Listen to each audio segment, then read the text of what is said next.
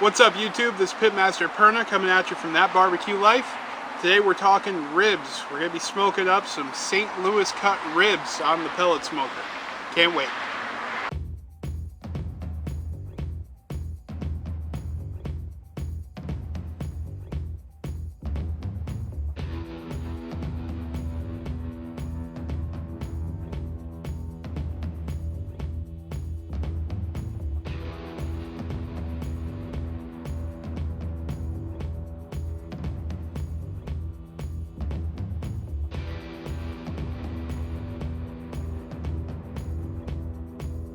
Alright, so as I said, today we're talking St. Louis cut ribs. And we're going to do a little bit of a comparison today. So this rack here, I seasoned and threw in the fridge a few hours ago. I normally like to pre-season my ribs by a couple hours, but today we're going to test if there's actually any real difference. This rack is pretty much untouched. All we've done to this point is take it out of the cryovac bag and give it a good rinse to make sure any bone particles or anything like that from packing have been removed, and we're just going to first remove the membrane. Best tool for this is going to be a butter knife. You might want to glove up, but that's up to you. You're just going to want to slide the butter knife in along one of the rib bones, like so. If you're having trouble getting in on any one rib bone, just move a bone down. And just kind of slide the knife in along the bone and twist to make some space. And just keep doing that until you're all the way across the membrane. If it rips a little, no big deal. We can go back and get it. Then you want to take a paper towel. Best thing for this. You can try to do it bare hand, but it's going to make your life difficult. Paper towel lets you just grab on and hold on.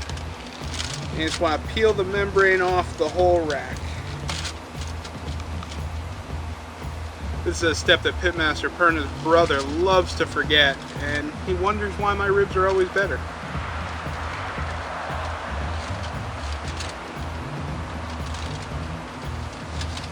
So you just get that membrane off and one nice strip. Alright, now it's time to season. Now, I like to pre-season my ribs, as I said, a few hours ahead of time. I take my ribs, I throw them in the fridge after I season them with a mixture of salt, pepper, and garlic. That just gives you a nice base for your flavor. So this here is a mixture of salt and garlic. We're also going to throw some pepper on there, but I like freshly cracked pepper, so I always use one of those grinders from McCormick. So we start off, season the underside, like I said, salt and garlic. It's just a good base, and highlights those happy flavors. Then we're going to take our pepper grinder and crack pepper all the way along. And we flip.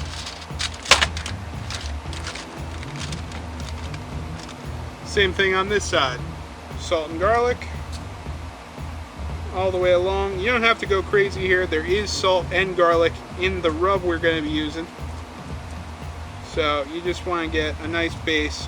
And the salt will help to kind of draw out some moisture and give these ribs the perfect texture. Back with our cracked pepper.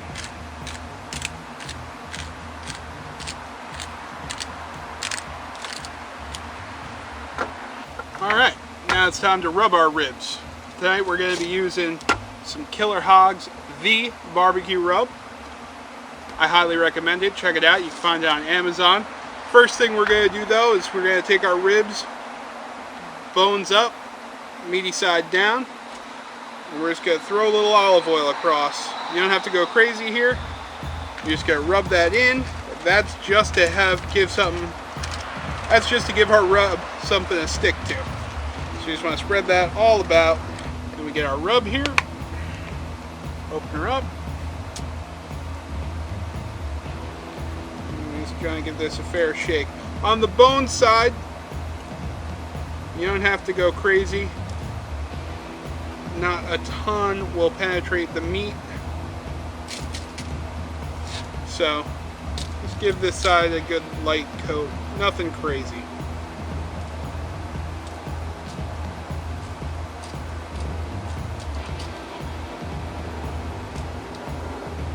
Now we flip them over to the meaty side. Now this is your showcase side. This is what everybody's going to see, so you want this to be beautiful. So you go lightly on your oil, give it a nice rub.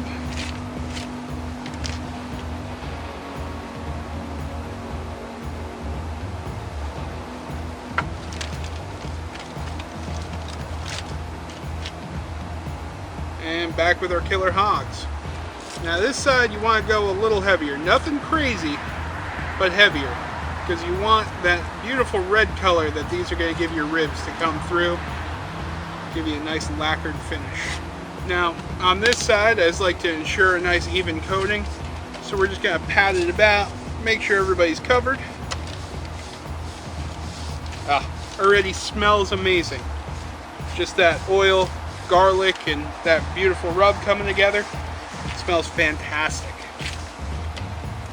So these ribs are about as close as I could find to the same size and the same brand.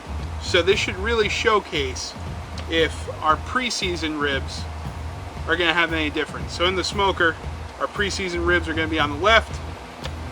Our just now seasoned ribs are going to be on the right. And we're going to try to maintain that so we don't make any mistakes.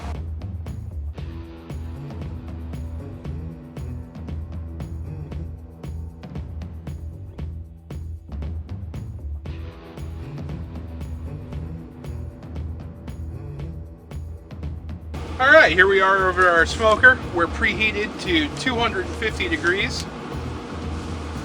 Got the door open. We're just going to throw in our ribs. Now remember, the ribs on the right are just now seasoned ribs. And the rack on the left is our pre-seasoned ribs. So we'll see if there's any huge difference when these are done. Alright, so it's been about 45 minutes, so we're going to open this up and take a peek. Oh, everything's looking good in there. Now, we just want to make sure everything stays nice and moist, the skin doesn't dry out on you. So we're actually going to baste these ribs. And this base that I'm using is just a mixture of apple cider vinegar, some apple juice, salt, pepper, garlic, a little bit of rub,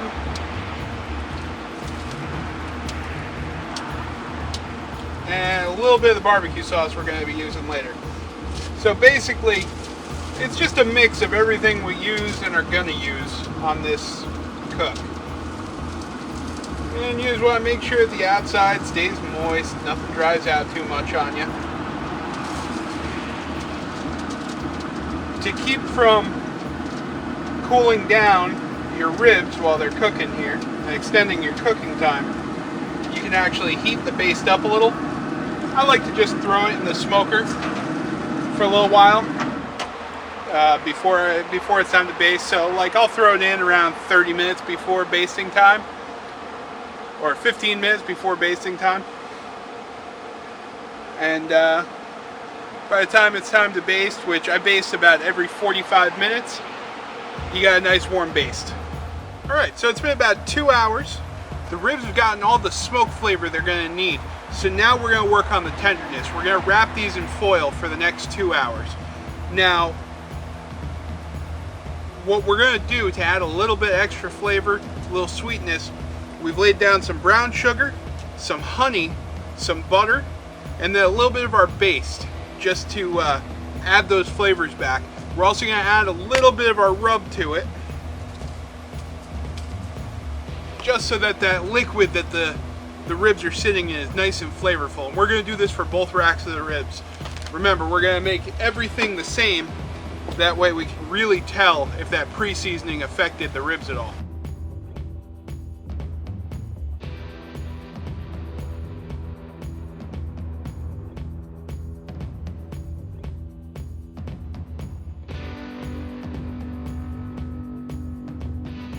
Alright, Alright, it's been about 2 hours since we got these ribs on the smoker wrapped up. You can definitely tell these are just about done. Bones are pulling, the meat is pulling back from the bones. Bones are well exposed, super tender. You pull those bones right out. Now we're going to get them back on the smoker. We're going to sauce them, and we're going to let that sauce tack.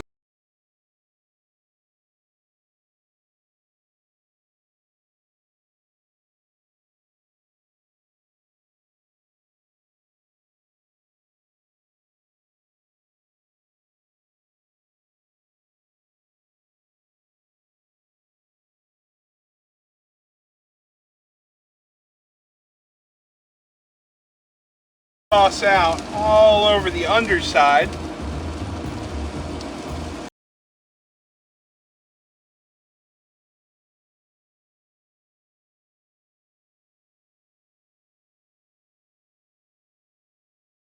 You don't want to go too heavy on your sauce, because you don't want to lose that beautiful flavor of the ribs under the sauce. We're just going to spread it around real nice. Let this go for 10 more minutes to tack up that sauce and give us a nice caramelized, lacquered finish on the sauce. And now the moment we've all been waiting for. Our ribs are finished cooking. They've been lacquered with barbecue sauce. And it's time to pull. And I'll tell you, right off the bat, they look great, they smell even better. So we're gonna let these cool a second so I don't burn my lips off. And then we'll give these a try and see what the difference is, if any. Now if you recall, these are the these are the ribs that we seasoned right before they went on the smoker. And the other rack that I'm pulling out right now is our rack that we seasoned 5 hours before.